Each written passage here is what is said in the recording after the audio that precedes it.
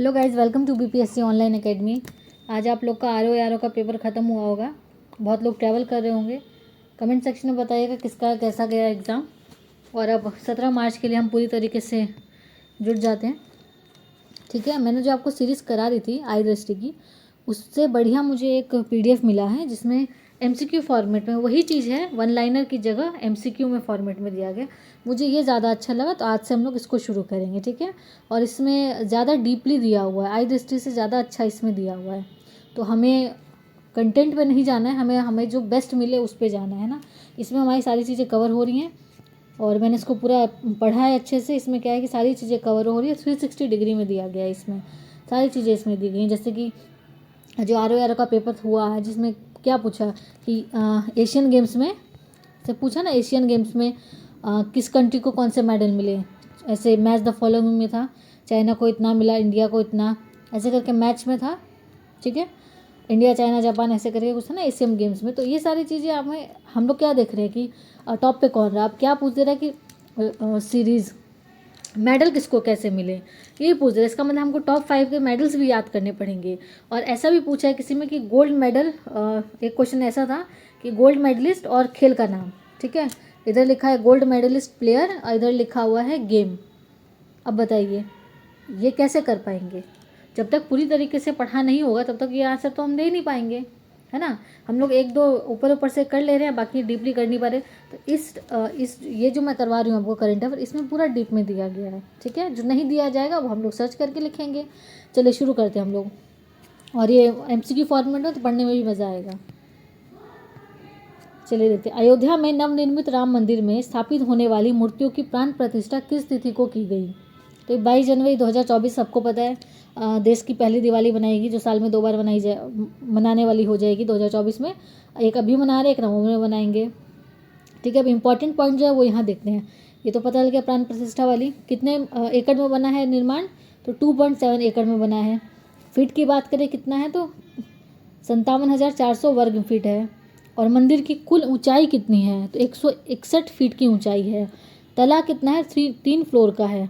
ठीक है, प्रधान वास्तुकार किसने बनाया है इसको, तो चंद्रकांत सोमपुरा। ये इंपॉर्टेंट है, ध्यान में रखना है, चंद्रकांत सोमपुरा। और निर्माण में जो पत्थर इस्तेमाल गए वो कौन से हैं, तो राजस्थान से मंगाए गए पत्थर है। बंसी, पहाड़पुर, गुलाबी, बलुआ पत्थर, राजस्थान। इतनी सारी चीज़ें याद रखनी है। और भी है, एक सेकेंड। जो रामलला की जो मूर्ति है जिसके सब लोग दीवाने हैं, उनकी मूर्ति के वो किसने बनाई है, तो अरुण योगी राज ने बनाई है। इतनी भव्य मूर्ति बनाई है, लगता है कि साक्षात भगवान ही आके उतर गए। उनकी आंखें सबसे, जब भी आप लोग अयोध्या जाए तो देखें, उनकी आंखें जो है वो लगता है कि बातें करती हैं, इतनी अच्छी उनकी। होंगे बहुत बच्चे जिनका अयोध्या सेंटर पड़ा होगा, ज़रूर जाइएगा, क्योंकि आजकल वो मंदिर बंद भी हो जाएगा क्योंकि निर्माण पूरी तरीके से कंप्लीट नहीं हुआ है। तो आई थिंक आज तक ही दर्शन हो रहे थे, कल से बंद हो जाएगा गर्भगृह। उसके कुछ दिनों बाद फिर खोला जाएगा जब काम कंप्लीट हो जाएगा। तो जो भी हैं, अगर अयोध्या में है तो ज़रूर दर्शन कीजिएगा। चलिए, रामलला की मूर्ति कितने इंच की है, तो अगर हम बात करें तो 51 इंच की है, क्योंकि 5 साल की अवस्था के वो राम जी हैं। बाल मूर्ति है ना, 5 साल के, 5 ईयर्स के हैं।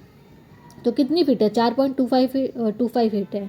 ठीक है, अगर हम टोटल की बात करें, कमल फूल के साथ जिनको कमल के आसन में उनको बिठाया गया उसके साथ बात करें तो 8 फीट की मूर्ति है। ठीक है, और कौन सी पत्थर का प्रयोग किया गया, तो कृष्णशिला का उपयोग किया गया। जो कहाँ से मिले हैं, तो उडुपी कर्नाटका से मिले। ये हमारे लिए इंपॉर्टेंट है। ठीक है, बाल रूप 5 साल के हैं, खड़ी मूर्ति है। ठीक है, पुरानी मूर्ति को क्या किया गया है, देश भर में सिद्ध मंदिरों में ले जाया जाएगा, फिर इसकी नई मूर्ति के साथ प्राण प्रतिष्ठा की जाएगी। जो नई पुरानी मूर्ति थी, नई मूर्ति का नाम क्या है, तो अचल। ठीक है, प्रस्तावित मतलब ये रखा गया है, हो सकता है बदल भी सके, लेकिन ये भी फिक्स है, अचल। ठीक है, पुरानी मूर्ति का क्या नाम था, तो उत्सवर मूर्ति ये नाम था। और भी 2 रामलला की मूर्ति है, गणेश भट्ट ने बनाई है और जो कि बेंगलुरु से है, और दूसरी बनाई है सत्यनारायण पांडे ने जो राजस्थान से है। इतनी चीज़ें याद रखनी है। ठीक है, और कहाँ स्थापना की गई है, तो मंदिर के और भी कोनों में स्थापना की जाएगी।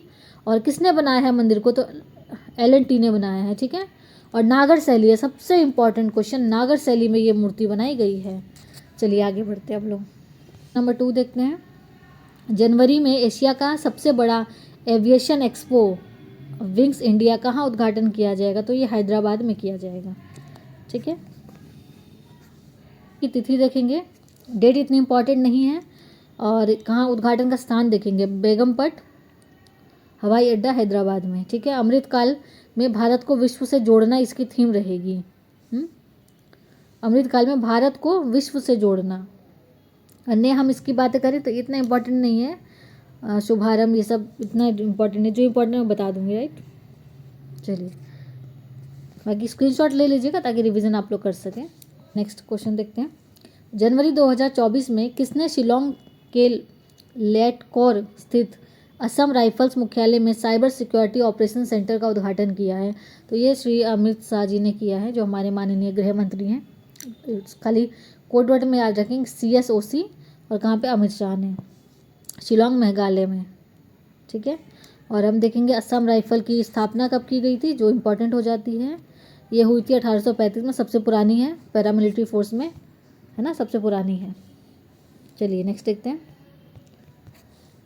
स्वच्छ सर्वेक्षण में प्रथम स्थान किसको दिया गया? तो इंदौर और सूरत दोनों को दिया गया, बताया था मैंने आपको कल ही वीडियो में। तो टॉप 1 में 2 है, सेकंड पे कोई नहीं है, थर्ड में महाराष्ट्र है ना। चलिए इसको आगे बढ़ते हैं। ये अब स्वच्छ भारत वाला सारा इंपॉर्टेंट हो जाता है। 11 जनवरी को हुआ, दिल्ली में वो 8वां संस्करण था, 7 बार इंदौर जीता है, 8वीं बार अब सूरत को जोड़ दिया गया। 2016 में पहली बार आया था, ठीक है। और ये कौन है? अर्बन हाउसिंग मिनिस्ट्री के द्वारा लॉन्च किया जाता है ये हर साल। और नंबर 1 पे कंबाइंड रूप से है इंदौर और सूरत, सेकंड नंबर पे नवी मुंबई महाराष्ट्र। आपको टॉप 5 कम से कम याद रखना है। विशाखापट्टनम आंध्र प्रदेश, और 5वां नंबर पे भोपाल मध्य प्रदेश की राजधानी 5वें नंबर पे है। इसमें यूपी और बिहार का कोई राज्य नहीं है। यूपी 9वें नंबर पे आया है ओवरऑल में, और बिहार आया है 15 नंबर पे। आगे देखते हैं इसको। इंपॉर्टेंट बातें याद रखनी, वो तो 10 लाख से ऊपर की आबादी थी, सॉरी 1 लाख से ऊपर की आबादी थी। ये क्या है? 1 लाख से कम की आबादी है, ठीक है। लेस देन 1 लाख है ये। इसमें देखेंगे नंबर 1 पे कौन है? चार राज्य इसमें महाराष्ट्र के, सिर्फ एक ही छत्तीसगढ़ का है, इसीलिए महाराष्ट्र रहा ना साथ में, सॉरी ओवरऑल जो है वो महाराष्ट्र टॉप किया, ये भी ध्यान रखना है।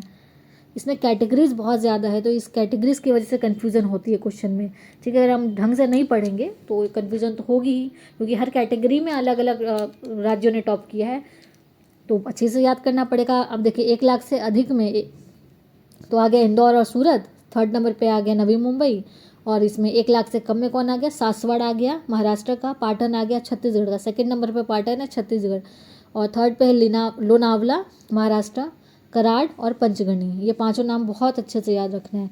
अगर हम बात करें स्वच्छ गंगा शहर की, तो 4 इसमें कौन है? 4 इसमें है यूपी के, और 1 है आपका यूके का, ठीक है, उत्तराखंड का। वाराणसी, प्रयागराज, बिजनौर और हरिद्वार और कन्नौज, ये याद रखने हैं सारे।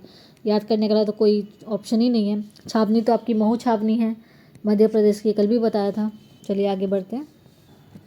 महू छावनी है, और सफाई मित्र चंडीगढ़ को मिला है, ठीक है। और सर्वश्रेष्ठ प्रदर्शन करने वाले राज्य, ये ओवरऑल की बात कर रहा है, ये ध्यान रखना है। ओवरऑल में महाराष्ट्र है।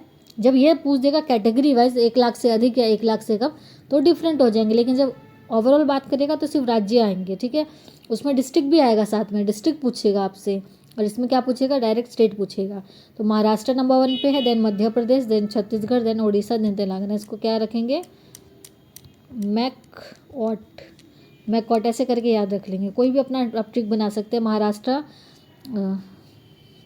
सॉरी MM शॉर्ट है ना, MM कॉट ऐसे करके याद रख सकते हैं, ठीक है, MM कॉट।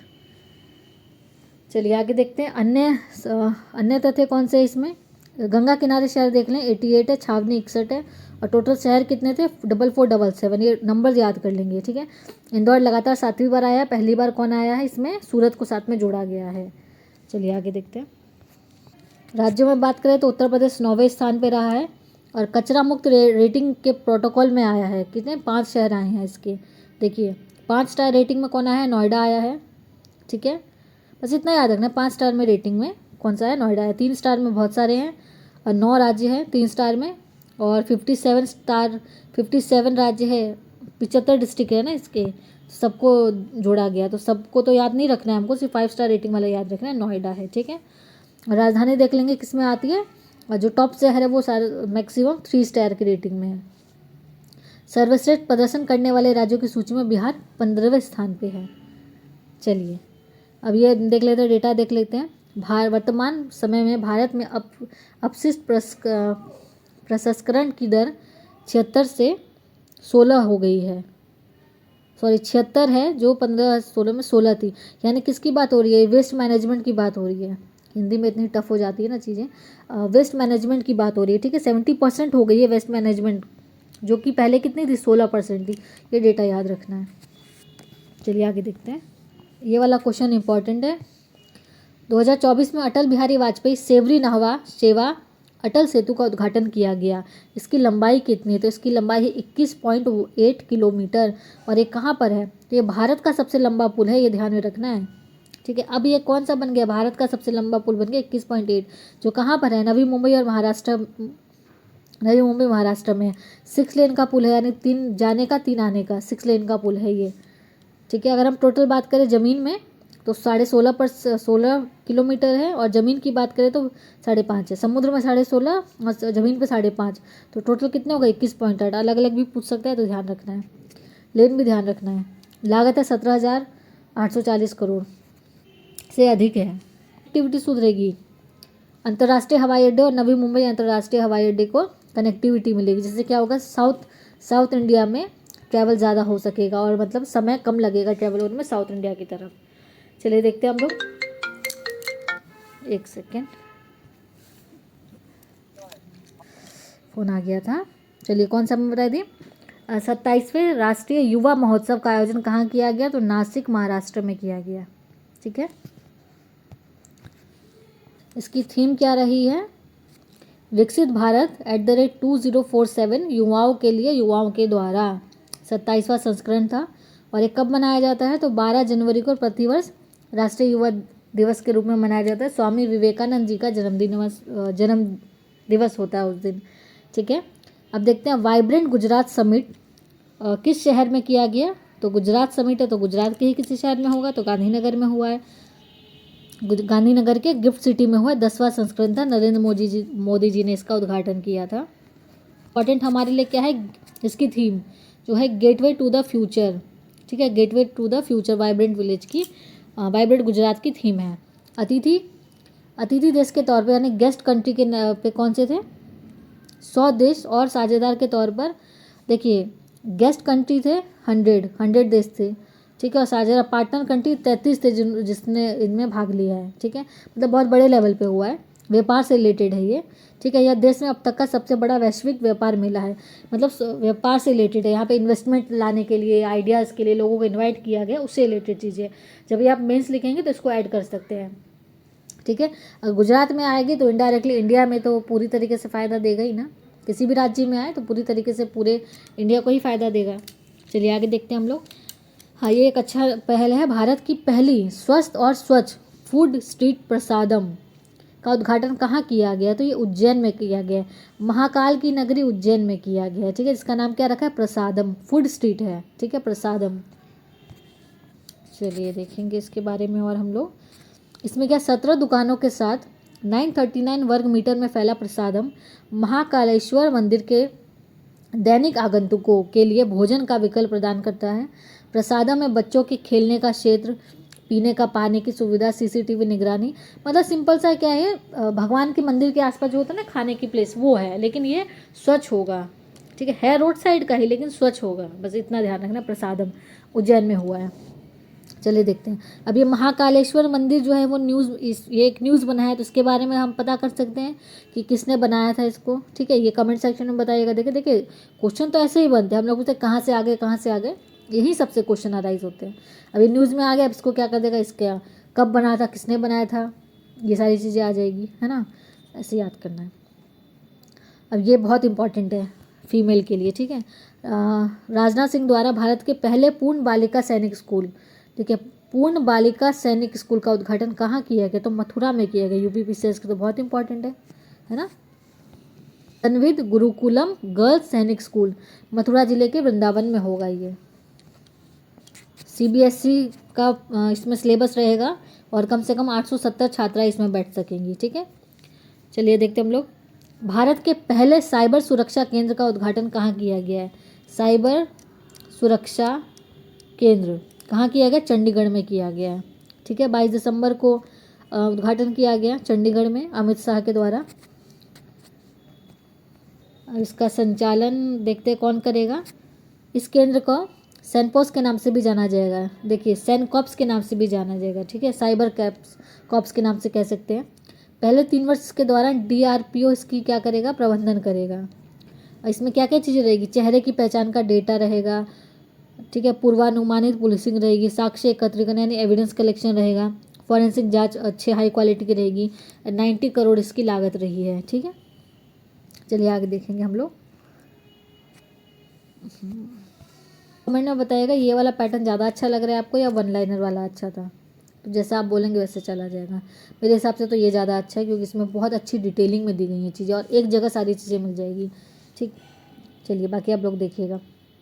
किस रेलवे स्टेशन का नाम बदलकर शहीद तुषार महाजन रेलवे स्टेशन कर दिया गया, तो उधमपुर रेलवे स्टेशन का नाम कर दिया गया है, ठीक है। शहीद कप्तान तुषार महाजन, पहले क्या था, उधमपुर रेलवे स्टेशन था। किस 2 राज्य औरंगाबाद और उस्मानाबाद का नाम बदल दिया गया। ये कहाँ पे, औरंगाबाद तो एक बिहार में भी है, एक महाराष्ट्र में भी है, तो इसलिए कंफ्यूज नहीं होना। ये कहाँ का है, महाराष्ट्र का है। औरंगाबाद और उस्मानाबाद दोनों कहाँ के हैं, महाराष्ट्र के हैं। अब इनका नया नाम क्या रखा गया ये देखते हैं। नाम देखेंगे हम लोग। औरंगाबाद का नाम रखा गया है छत्रपति संभाजी नगर और उस्मानाबाद का रखा गया धाराशिव। ये इंपॉर्टेंट हो जाता है क्वेश्चन। छत्रपति संभाजी औरंगाबाद, धाराशिव उस्मानाबाद का। चलिए प्रधानमंत्री नरेंद्र मोदी जी ने किस किले में छत्रपति शिवाजी महाराज की प्रतिमा को अनावरण किया है, तो ये राजकोट किला में किया है, ठीक है, राजकोट किले में। राजकोट किला कहाँ पर है, राजकोट किला कहाँ पर है, तो महाराष्ट्र में है, ठीक है, महाराष्ट्र के सिंधुदुर्ग स्थित राजकोट किले में किया गया है। बस इतना इसमें ध्यान रखना है। भारत सरकार ने किस संगठन को विधि विरोध संगठन घोषित किया है, तो ये क्या है, Tehreek e Hurriyat Jammu and Kashmir, short form में TEH कहते हैं इसको। ये ध्यान में रखना है, इसके बारे में सारी डिटेल पढ़नी पड़ेगी। जम्मू कश्मीर से रिलेटेड चीज़ें हैं तो पूरी याद करनी पड़ेगी। विधि विरोध क्रियाकलाप निवारण अधिनियम यानी UPPA के तहत, ये हिंदी में कितना टफ हो जाता है देखिए, ठीक है, UPPA के तहत किया गया है। इसके बारे में देखेंगे। जम्मू कश्मीर में अलगाववाद को बढ़ावा देने के लिए आतंकवाद और भारत विरोधी प्रचार को बढ़ावा देना, इसका ये है, मतलब ये क्या करती है, ये जो संगठन है वो क्या करता है, आतंकवाद को बढ़ावा देता है, जम्मू कश्मीर को भारत से अलगाव का वो देता है, भाषण देता है कि ये हमारा पार्ट नहीं है, मतलब भड़काऊ भाषण देना, लोगों को, वहाँ के यूथ को खिलाफ करना, है ना, ये सारी चीज़ें हैं। चलिए आगे देखेंगे हम लोग। गठन कब हुआ था ये कमेंट सेक्शन में बताइएगा आप लोग, ठीक है। चलिए अयोध्या हवाई अड्डे का नाम नया कर दिया गया है। अब क्या कर दिया गया, महर्षि वाल्मीकि अंतर्राष्ट्रीय हवाई अड्डा, ये ध्यान में रखना है, इंपॉर्टेंट है। नाम बदल दिया गया, इंपॉर्टेंट हो जाता है, महर्षि वाल्मीकि अंतर्राष्ट्रीय हवाई अड्डा कर दिया गया है। और यहाँ पे क्या, दिव्य भव्य राम मंदिर को जोड़ा जाएगा, ठीक है, अयोध्या धाम को जोड़ा जाएगा मंदिर से। पहले चरण में 10 लाख यात्रियों की क्षमता रहेगी, दूसरे चरण में 60 लाख रहेगी। उसके बाद क्या रहेगा, 6500 वर्ग किलोमीटर के अंदर ये बनाया गया है, इतना बताया गया है। और टर्मिनल के भवन का अपग्रह जो है, यानी अंदर का जो ग्रह है वो क्या दिखाता है, राम मंदिर को दिखाता है, यानी राम मंदिर की वास्तुकला को दिखाता है, ठीक है, इतना ध्यान में रखना है। इसमें एक इम्पॉर्टेंट पॉइंट है, 2 ट्रेनों को भी जोड़ा जाएगा इसके साथ, अमृत भारत ट्रेनों को, जो दरभंगा अयोध्या और आनंद विहार टर्मिनल, ठीक है, दरभंगा से अयोध्या देन आनंद विहार टर्मिनल तक जाएगी। दूसरी जो है Malda town sir M Visvesvaraya terminal Bangalore, इससे जोड़ा जाएगा, ठीक है। और 6 नई वंदे भारत ट्रेन है, देखेंगे 2 अमृत भारत ट्रेन और 6 वंदे भारत ट्रेन, ये ध्यान में रखेंगे। सबका नाम तो इम्पोर्टेंट नहीं है याद करना, बस इतना रखेंगे, 6 वंदे भारत है और 2 अमृत भारत ट्रेन है। अगर वन लाइनर में पूछ दे तो उसको भी ध्यान में रखेंगे। चलिए क्वेश्चन नंबर 16 देखेंगे अब हम लोग। क्वेश्चन नंबर 16 देखते हैं। National cooperative dairy federation of India, अच्छा ये ऊपर रह गया, एक सेकेंड, हाँ,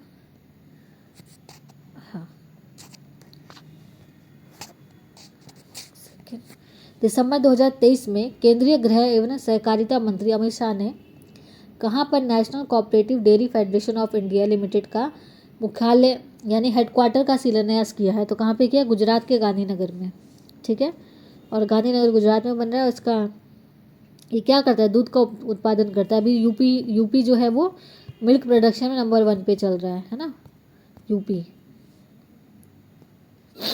24% हिस्सेदारी करता है, ठीक है, पहले स्थान पर है।